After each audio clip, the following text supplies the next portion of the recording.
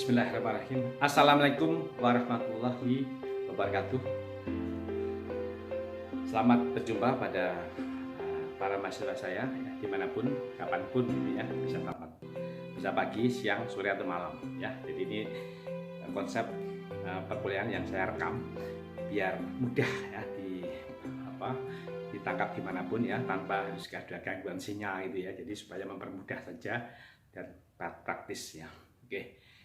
Semoga para mahasiswa saya dalam kondisi sehat walafiat ya, tidak kurang apapun, sehingga perkuliahan sistem daring ini ya, dengan sistem internet ini lebih lebih efektif gitu ya, bisa diterima dimanapun ya, dalam kondisi apapun, sehingga nanti perkuliahan ini ya, yang kami ampu yaitu statika struktur, itu bisa dipahami dengan mudah ya, karena sistem ini saya buat sedemikian rupa sehingga ada infografis, info numeris, ada animasi dan seterusnya ya, yang menjelaskan ya, secara faktual apa yang kita berikan nantinya ya. Oke. Jadi nantinya setelah perkuliahan ini kita lakukan, maka mahasiswa bisa menjelaskan ya tentang konstruksi sederhana ya, konstruksi sederhana, dan melakukan analisa dan perhitungan dalam dalam konstruksi yang bisa kita lakukan dimanapun dan apapun ya, seperti konstruksi misalnya bangunan rumah ya, ada cantilever, ada balok ya, mungkin ada konstruksi lainnya ya, seperti jembatan ya, ataupun alat-alat perkakas lainnya yang menggunakan gaya-gaya statika yang diterapkan dalam perkakas tersebut ya, seperti mungkin ya, seperti apa ya, seperti tiang penyangga, seperti atap penyangga, mungkin seperti kalau kendaraan ya mungkin seperti mobil bak itu ya, atau juga mungkin berbagai macam kerangka struktur manufakturing lainnya yang sederhana ya, seperti jembatan, seperti gelagar-gelagar pada bangunan-bangunan tiang atau papan-papan reklame mungkin dan seterusnya ya. Jadi ini menggunakan ilmu-ilmu standar ya, ilmu dasar tentang statika struktur. Harapannya mahasiswa dapat menjelaskan tentang konstruksi sederhana, melakukan analisa dan perhitungan dalam konstruksi tersebut ya. Setelah mengikuti kuliah ini juga mahasiswa akan dapat menjelaskan tentang konsep dasar dalam mekanika teknik ya, seperti skalar, vektor atau hukum Newton ya, satuan dan gravitasi. Jadi apa yang pernah dipelajari di SMA ya, tentunya tentang fisika, yaitu tentang besaran numeris ya, yaitu skalar, berapa kilo, berapa berapa kecepatannya ya, terus berapa volumenya, itu ada skalar ya, dalam bentuk besaran. Terus vektor atau arah dari gaya tadi, arah daripada skalar tadi, dan juga tentunya hukum yang mengatur hubungan antara gerak tadi dan besaran, yaitu hukum Newton ya, dan satuan serta gravitasi yang gaya-gaya gravitasi yang kita gunakan ya, seperti setiap elemen di bumi tentunya akan berlaku hukum gravitasi ya, kecepatannya, mungkin gayanya itu dipengaruhi oleh gaya tarik bumi ya. Inilah hukum gravitasi harus kita bahas juga dalam statika struktur ini. Untuk konsep dasarnya, mekanika ini adalah cabang ilmu fisika sebenarnya ya, yang mempelajari keadaan benda yang diam atau bergerak ya, di bawah pengaruh atau aksi gaya ya. Karena gaya tadi akan mempengaruhi oleh benda tadi agar dia bergerak, itu adalah gaya. Jadi gaya itu yang membuat benda itu bergerak. Oke ya. Pelajaran mekanika terdiri atas dua bagian, yaitu statika yang membahas kesetimbangan benda di bawah pengaruh gaya, dan dinamika yang membahas gerakan benda. Jadi sebenarnya ketika ada rumah ya, berdiri kokoh, itu dia dalam kondisi setimbang. Jadi beban-beban atap itu disangga oleh misalnya kolom boleh balok dalam kondisi seimbang. Inilah dalam maka benda tadi dalam kondisi setimbang ya. Jadi kolom mampu menahan beban atap atau jembatan ya. Kolom-kolom jembatan atau pondasi jembatan mampu menahan gelagar jembatan ya, agar bisa dilewati kendaraan. Ya itulah dalam kondisi setimbang ya, dia gaya-gaya tadi menahan sama kuatnya, gaya tahan sama dengan gaya yang membebani, apakah atap, apakah gelagar jembatan, dan seterusnya.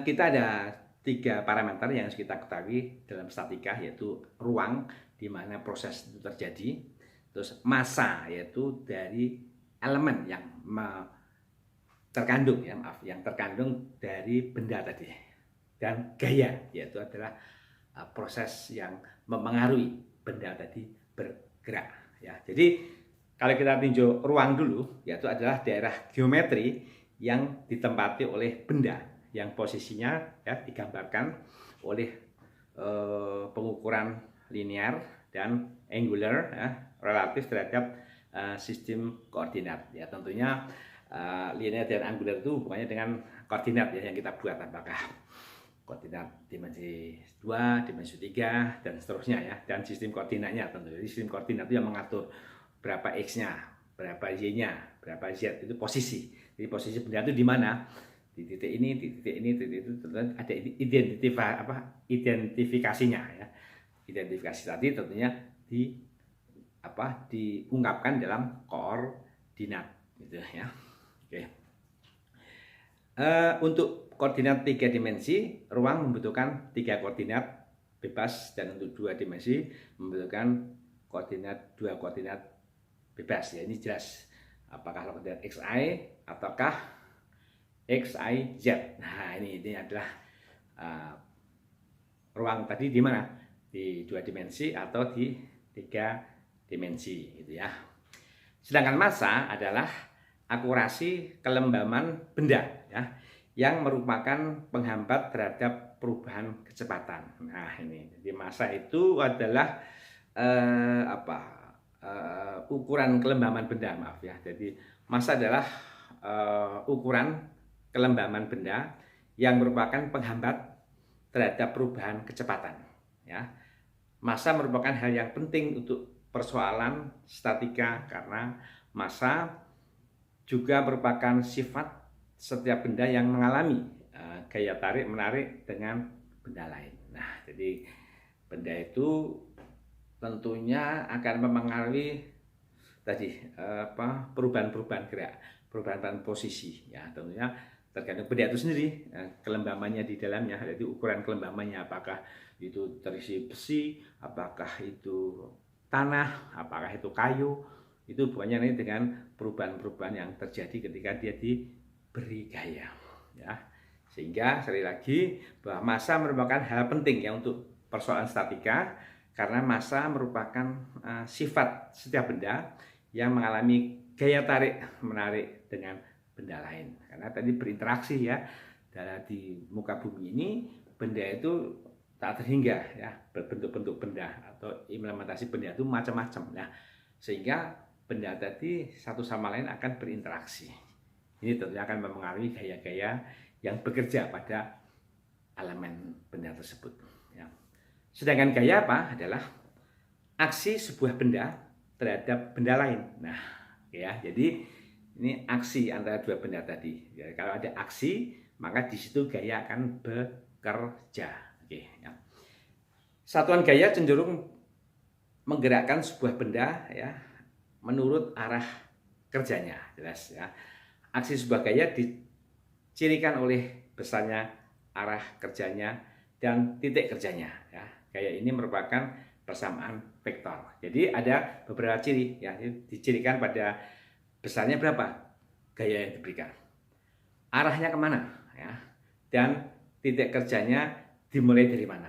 Nah, itu adalah gaya. Jadi kalau sudah bicara gaya, maka di situ ada besarannya, ada titik asalnya, dan arahnya kemana. Jadi ada 3 ciri atau 3 variabel yang harus kita pahami.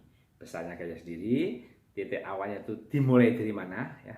Apakah titik A, apakah B, apa C? Ya, dia mulai. Terus arahnya kemana? Ke utara, ke timur, ke selatan, atau ke barat? Nah, itu adalah gaya. Oke ya, jadi ada 3 aspek: ruang, massa, dan gaya.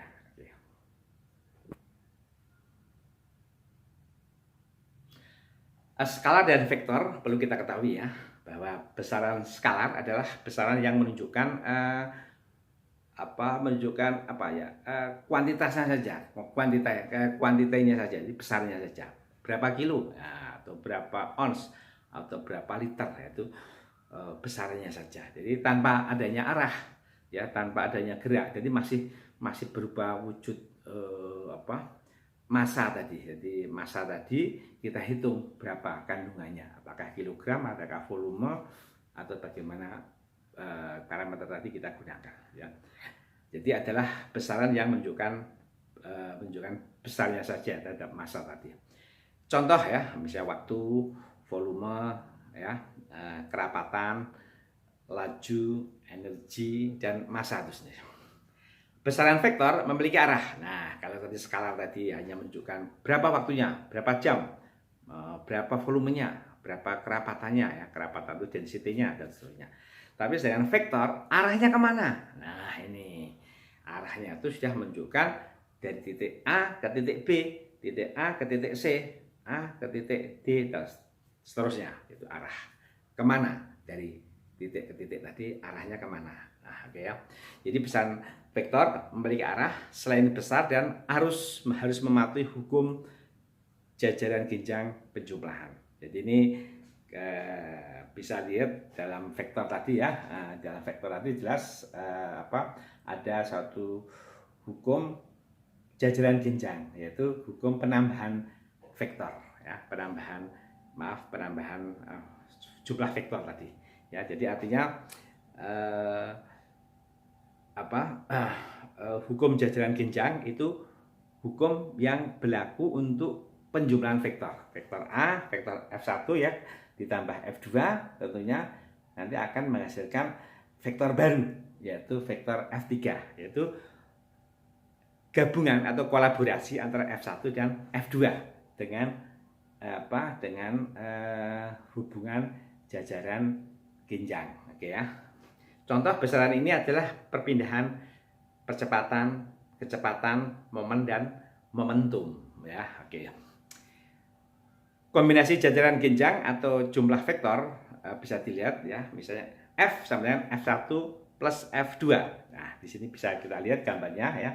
F1 sejajar, F2 arah serong ya. Jadi kedua vektor F1 dan F2 ini yang diperlakukan sebagai vektor bebas ya, dapat juga dijumlahkan ya secara kepala ke vektor ya.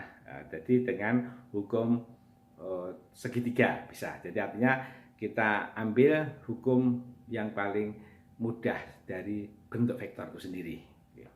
Kedua vektor F1 dan F2 ini yang diperlakukan sebagai vektor bebas ya, dapat juga dijumlahkan secara kepala ke ekor dengan hukum segitiga ya, dijumlahkan dari kepala ke ekor. Jadi artinya F1 ada F2, kita gabungkan ya, F1 dan F2, jadi kepalanya kita gabungkan, ekornya juga kita sesuaikan dengan arah masing-masing vektor. Jadi kalau di F1 maka nanti dia akan kita potongkan dengan arah di F2.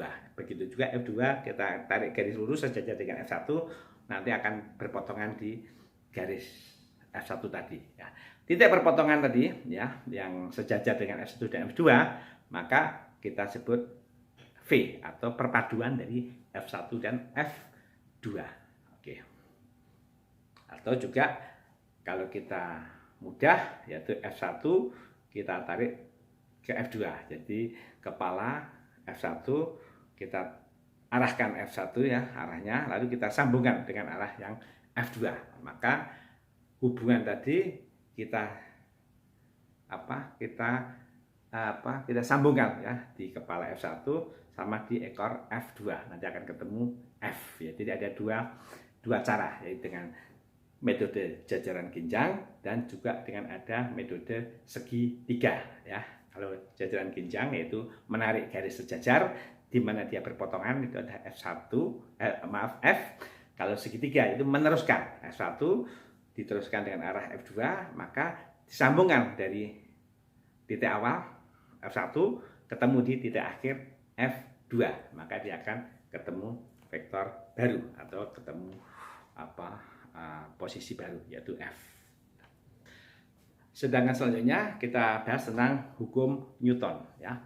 Hukum pertama itu mungkin sudah Anda kenal di SMA ya, waktu kelas 2 ya, kalau nggak salah kelas 3 mungkin, bahwa sebuah partikel akan tetap diam atau terus bergerak ya, dalam sebuah garis lurus dengan kecepatan tetap jika tidak ada gaya tak seimbang yang bekerja padanya ya. Jadi artinya benda itu mungkin tetap bergerak atau tetap diam kalau nggak ada gaya bekerja, atau dia mungkin bergerak lurus tidak ada perubahan ya, jika juga tidak ada gaya yang menambahkan ya. Jadi ini adalah hukum pertama.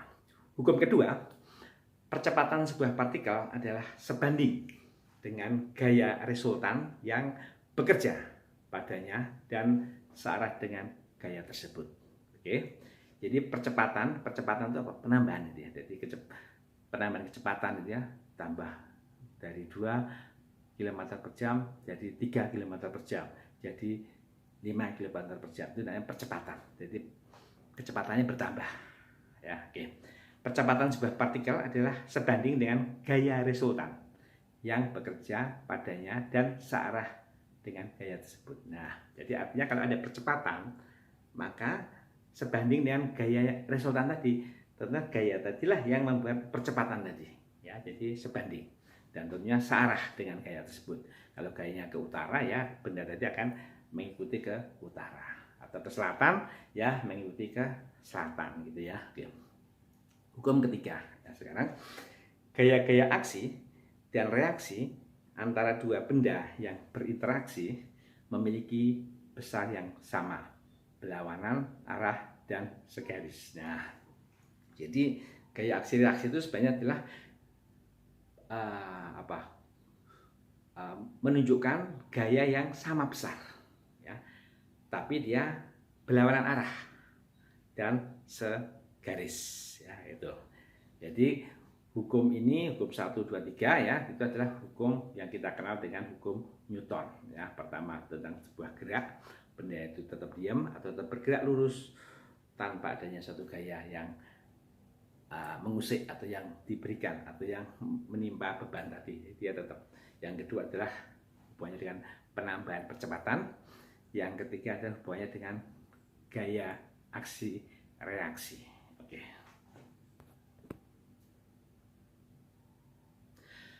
Hukum Newton pertama berisi prinsip keseimbangan gaya. Oke ya, jelas tadi kalau maknanya yang sudah saya sebutkan tadi, berarti ada prinsip tentang keseimbangan gaya. Menurut hukum Newton kedua, jika F adalah gaya, gaya yang kita berikan ya, kita timpakan pada suatu benda ya, adalah gaya resultan yang bekerja pada partikel. A adalah percepatan ya, yang tadi ya, kecepatannya bertambah tadi, resultan, dan M adalah massa. Maka bisa kita tulis hukum tadi ya, jadi massa yang bekerja, massa benda tadi yang kita beri gaya percepatan tadi ya, besarnya A misalnya percepatannya, maka massa kali A ya, massa tadi kali A, gaya tadi adalah gaya Newton ya, F. Jadi artinya F adalah hasil kali massa tadi kalikan percepatan ya. Jadi F sama dengan M massa kali A. Satuannya adalah ya 4 besaran dasar dalam mekanika yang panjang, ya, yaitu 4 besaran ya dalam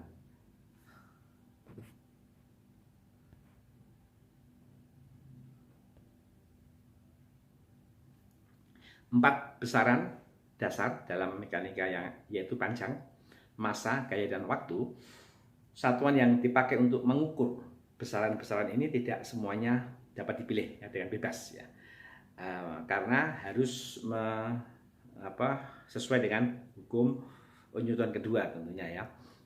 Keempat besaran dasar di atas beserta satuannya dicantumkan secara ringkas dalam tabel yang kita lihat di sini ya. Jadi artinya ada massa, ada panjang, ada waktu, ada gaya tentunya ya. Kalau kita breakdown dari hukum tadi, ya kita bisa singkat ya, atau kita kasih simbol ya, simbol dari parameter tadi, yaitu massa M, panjang L, waktu T misalnya, gaya F ya. Maka satuannya apa? Skalarnya apa? Skalar tadi ya. Kalau massa kilogram, bisa kita lihat ya, bisa kita gunakan besaran kilogram. Panjang meter, waktu adalah second atau detik, sedangkan gaya adalah Newton. Kita menggunakan nama hukum itu sendiri, Newton ya. Sedangkan satuan AS-nya tadi, kalau satuan internasional ya, dengan ini satuan AS-nya bisa massa itu bisa pounds, terus panjang bisa kaki, sedangkan waktu tetap detik, dan gaya pound ya. Jadi maaf, kalau massa tadi ada slugs, sedangkan gaya pound. Konversi satuan saya kira bisa kita pahami ya secara umum di satuan-satuan yang sudah pernah kita berikan di pelajaran di SMA ya. Misalnya 1 kg sama dengan 2,2 pounds ya, sedangkan pound meter maaf ya. Sedangkan panjang adalah 1 meter sama dengan 3,28 feet ya. Sedangkan gaya 9,81 Newton sama dengan 2,2 pounds feet ya. Gitu, ini adalah konversi saja, saya kira bisa dipahami secara mudah ya. Tentunya kita juga bisa menghitung satu slug itu sama dengan kurang lebih 14,6 kg. Oke. Saya lanjutkan tentang hukum gravitasi ya. Jadi berat suatu benda merupakan besaran gaya-gaya gravitasi ya, yang bekerja pada suatu benda ya. Jadi berat suatu benda tentunya ya, yang tadi massa tadi memiliki berat, merupakan besarnya gaya-gaya gravitasi ya. Jadi artinya berat benda itu merupakan suatu besarnya gaya gravitasi yang bekerja pada suatu benda tentunya ya. Hukum gravitasi dirumuskan oleh Newton ya. Jadi sama dengan hukum tadi mengatakan bahwa satuan gravitasi atau konstanta gravitasi adalah hasil kali dari M1 kali M2, massa 1 kali massa 2 dibagi R, jarak kuadrat daripada gaya benda tadi, dua benda tadi ya, bisa kita lihat ya. Jadi F sama dengan G kalikan M1 kali M2 dibagi kuadrat jarak. Jadi gaya tarik menarik antara dua benda, dua partikel, dua benda itu sama dengan konstanta universal atau konstanta gravitasi dikalikan massa 1 atau kalikan massa 2 atau kedua massa tadi ya, dikalikan dibagi jarak antara kedua partikel tadi atau kedua massa tadi. Jadi nanti ketemu gaya gravitasi. Jadi untuk benda bermassa M di permukaan bumi ya, tarikan gravitasi pada benda sesuai dengan persamaan gravitasi di atas ya.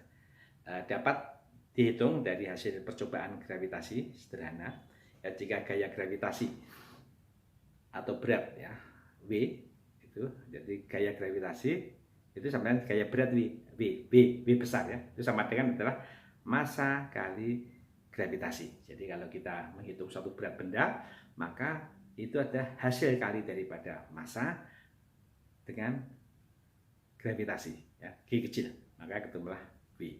Oke. Sekian. Oke, mungkin sekian dulu ya pada bahasan pertama ini. Nanti akan kita lanjutkan bahasan selanjutnya.